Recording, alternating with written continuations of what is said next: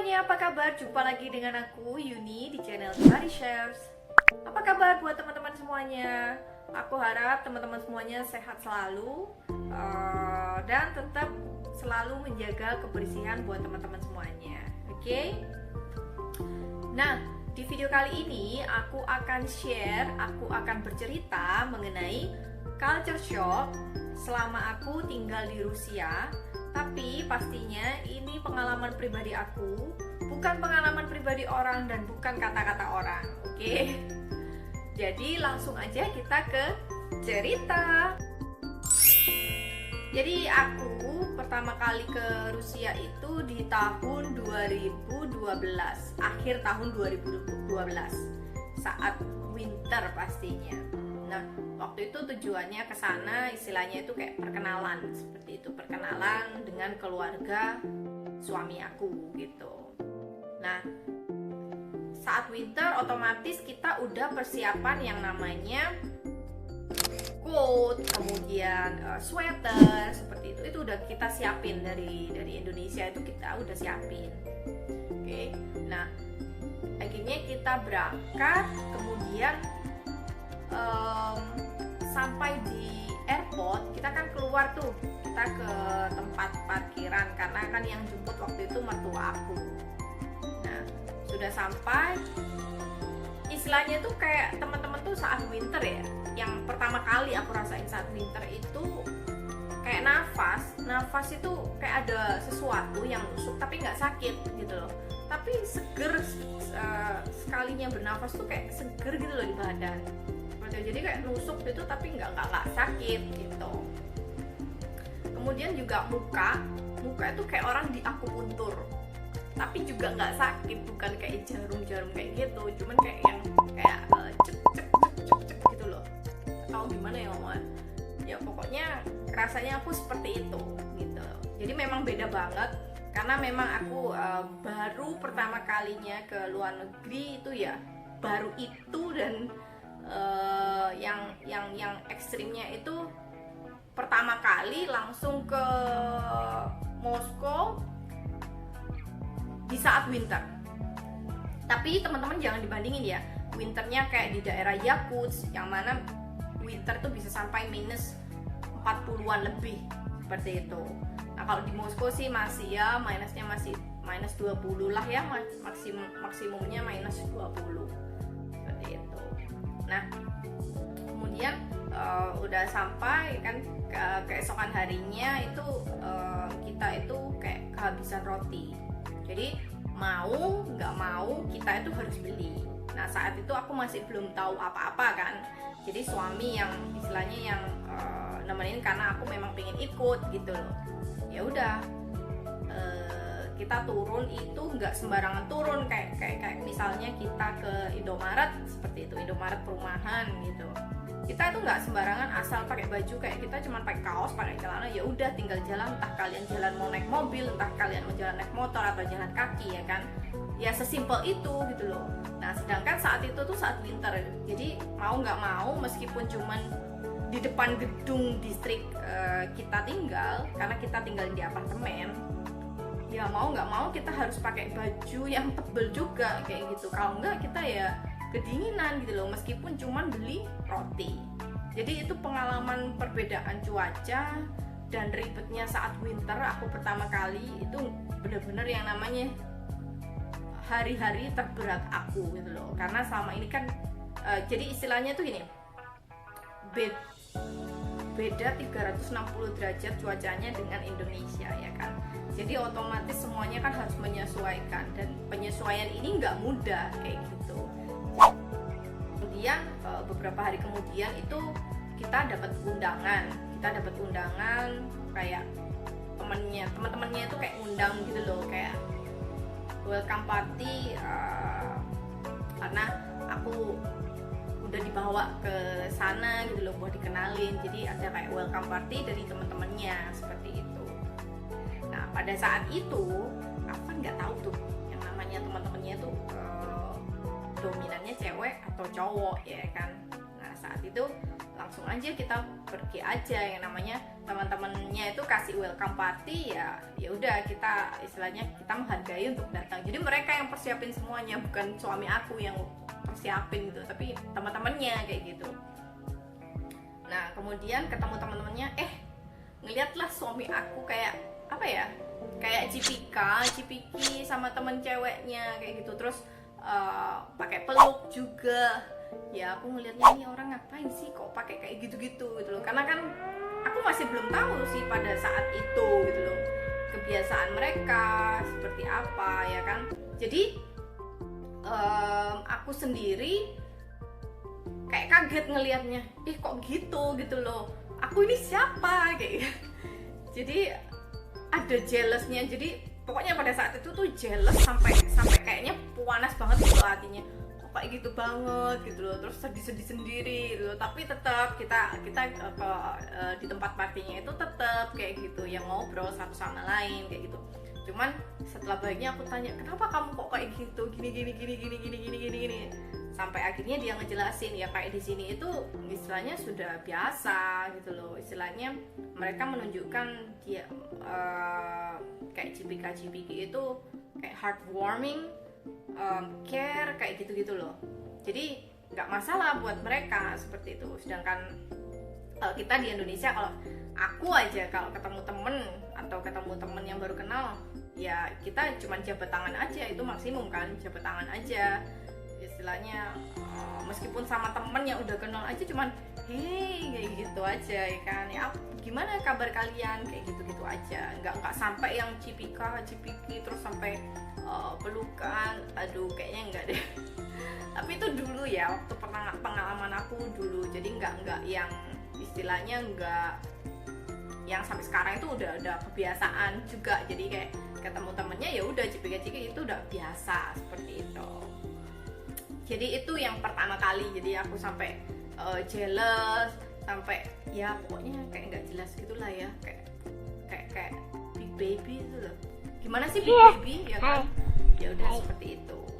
Nah akhirnya setelah pulang dari welcoming party, kita kan jalan kaki itu sampai ke rumah kita itu makan waktunya 30 menit. Nah, kita jalan sampai mendekati di distrik rumah. Nah, lihatlah aku orang tergeletak di tengah hutan ya kan saat winter. Aku kaget, tuh orang kenapa gitu loh. Langsung tiba-tiba tuh suami itu nggak jelasin, nggak apa, langsung tiba-tiba kayak nolong gitu aja gitu loh. Jadi bener-bener orang itu tergeletak gitu loh di atas tumpukan salju kayak gitu loh, tergeletak. Habis itu ya kok untung banget orang itu tuh kayak sadar gitu loh, kayak sedikit kayak sadar, gimana ya, nggak tahu ya, karena dia tuh mabuk posisinya gitu loh. Nah dia tuh sadar, sempat ditanya sama suami dan jawab. Nah untungnya rumahnya si pemabuk ini kayak beda gedung aja. Jadi gedung kita di gedung 1, dia di gedung 3 gitu. Jadi kan nggak terpaut jauh. Jadi suami aku yang bopong dia sampai ke masuk lobi apartemen dia gitu loh. Jadi aku di sana cuman bantuin bawa tasnya aja kayak gitu. Yang namanya bau alkohol itu aku baru pertama kali itu loh ya. Yang namanya bau orang mabuk tuh kayak gitu. Aduh, sumpah itu kayak bau apa ya? Kayak nggak enak aja gitu loh. Meskipun aku di belakang, suami aku di depan kan, karena suami aku yang bopong dia gitu loh. Jadi kayak nggak enak aja gitu loh baunya, meskipun kita di belakang gitu. Nah itu yang bikin aku kaget, karena orang Rusia itu ternyata suka minum, kuat minum seperti itu. Nah tapi kalau punya pengalaman seperti ini, baiknya kita itu langsung cepet-cepet menolong, karena kalau enggak itu orang yang lagi mabuk, yang lagi tertidur saat winter itu bisa juga kayak mati gitu loh. Karena kan kita kan nggak tahu semakin malam minus winter itu semakin naik atau semakin turun, kita kan nggak tahu kayak gitu. Jadi baiknya kita tolong seperti itu kata suami aku ya. dan itu pengalamannya nggak pernah lupa nolongin orang mabuk. Sumpah. Oke, terus habis itu sudah sampai di lobinya, ya udah kita pokoknya intinya sudah sampai di dalam lobinya, ya udah kita tinggal gitu loh, karena kita kan nggak mungkin sampai masuk karena kan kita kan juga nggak kenal gitu. Pokoknya kita udah nolong sampai di dalam lobi, ya sudah gitu, akhirnya kita pulang. Nah, terus ada lagi begini. Nah, terus pengalaman lainnya tuh seperti ini. Jadi karena excitednya mama mertua aku, dia itu kayak masakin masakan Rusia, ya kan. Masakan Rusia itu beda sama masakan European atau masakan bule pada umumnya yang kayak steak, burger, apapun itu. Beda banget makanan di Rusia, kan. Jadi waktu itu aku tuh pertama kali itu ya, aku tuh nggak bisa makan. Aku itu sampai telepon ke mama, nangis-nangis, telepon itu namanya nangis-nangis gitu loh. Aku tuh mau makan apa, nggak cocok di sini, kayak gitu-gitu. Sampai bener-bener istilahnya aduh kayak stres gitu loh. Akhirnya berhubung kayak mama mertua aku itu tahu kalau nggak suka ya kan, akhirnya dia itu kayak beli beras kayak gitu-gitu.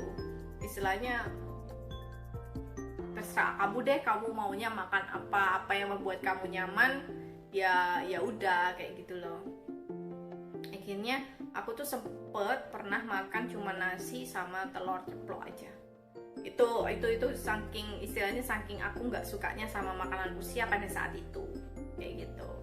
Jadi makanan itu ya merupakan culture shock bagi aku, karena taste mereka itu, masakan mereka itu jauh berbeda dari orang European pada umumnya kayak gitu. Dia ya ada drama, ada kenangan, ada yang istilahnya yang nggak pernah lupa ya kan gitu. Sudah tapi sekarang pun kalau makan makanan Rusia ya biasa aja ya udah, malah aku suka sih sekarang itu. Jadinya kayak enggak, kayak ya udah itu kayak makanan kita aja, jadi istilahnya ya sudah suka gitu. Nah, terus juga ada lagi cerita yang mana kita itu kayak suami aku itu ngajak aku tuh keluar untuk jalan-jalan, ngelihat kayak sightseeing sekitaran distrik, sekitaran kota di sana seperti itu. Nah, waktu itu kan saat winter, otomatis kan kita itu kayak ya apa ya, full body protection ya, pakai topi, pakai sarung tangan, pakai coat, semuanya seperti itu. Nah, kemudian aku itu ngelihat istilahnya kayak beberapa orang lalu lalang kayak gitu ya, mereka itu makannya tuh makan es krim gitu loh.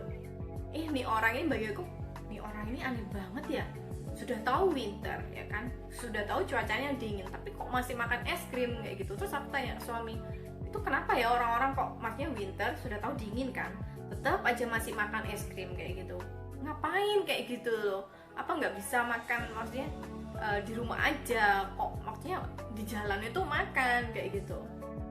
Akhirnya suami itu nggak ngejelasin nggak apa, tiba-tiba langsung aja aku dibeliin es krim, ini kamu coba makan kayak gitu, cobain ini es krimnya. Ya udah, akhirnya kita makan es krim ya kan sambil jalan. Oh, aku baru tahu kenapa. Jadi kalau teman-teman tuh makan es krim saat winter itu, es krimnya itu nggak bakal leleh, jadi teman-teman tuh bisa ngerasain sensasi es krimnya kayak gitu. Nah, sedangkan kalau teman-teman itu makan es krim saat winter itu otomatis kan cepet banget tuh leleh, jadi sensasi es krimnya itu nggak kerasa kayak gitu. Itu bagi orang sana sih ya, yang istilahnya yang apa yang aku tanya-tanya kayak temennya kayak gitu, jadi sensasinya seperti itu ya. Aku ngerasain sendiri sih, oh iya bener juga ya, istilahnya itu kayak es krim itu nggak gampang leleh kayak gitu, jadi enak aja, kita bisa ngerasain oh ini toh yang namanya es krim seperti itu. Nah, jadi teman-teman juga kalau nanti ke Rusia jangan lupa cobain makan es krim saat winter dan saat kalian jalan-jalan sightseeing. Itu luar biasa. Itu wah, enak pokoknya. Enak banget. Itu pengalaman yang nggak pernah lupa juga itu pastinya, karena aku sendiri kerasa banget sampai sekarang masih inget banget ya kan. Aku tuh makan es krim pertama kali saat musim dingin gitu. Terus kemudian ini pengalaman, ya istilahnya pengalaman terakhir yang istilahnya aku inget ya, dan yang paling mengena juga itu jadi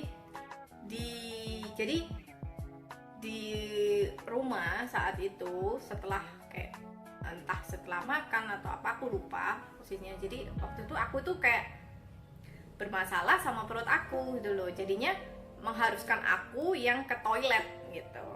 Ke toilet ya nggak mungkin kan kalian ke toilet aja berpikir panjang, ngapain juga ya kan. Jadi istilahnya ya udah ke toilet aja. Habis itu istilahnya